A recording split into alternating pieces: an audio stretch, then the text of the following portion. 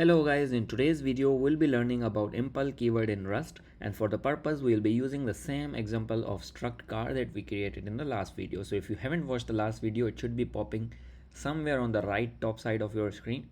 Just first click it, watch that video before moving on to this one, because you should know the knowledge of struct before moving on to Impl.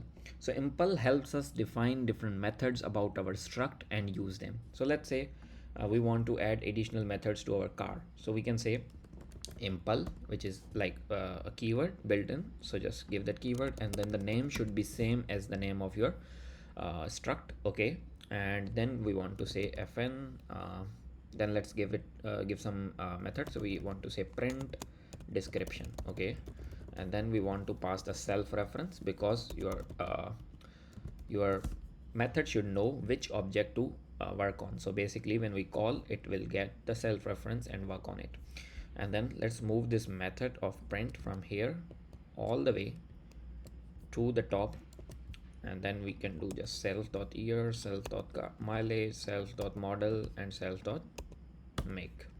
So now here we'll just do car.print description, and if we do cargo run, it prints the details. Let's say we want to add another method where we say is brand. Okay, and then we return bool, and then we can say self dot make. If make is Audi, then it's a brand. Let's say Audi. And here what we can do is print ln, and we can call just car dot is brand, and then it will give us the output. So first it will print the description, and then it says false. And let's say what happens if we change the make to Audi. So let's say I want to modify, I will say string from, and then let's say Audi. And now if we print, it gives us true. So that's it for this video, guys. I hope you understand the keyword Impl will be using a lot in the next videos. I'll catch you guys in the next video with another interesting topic. Thanks for watching.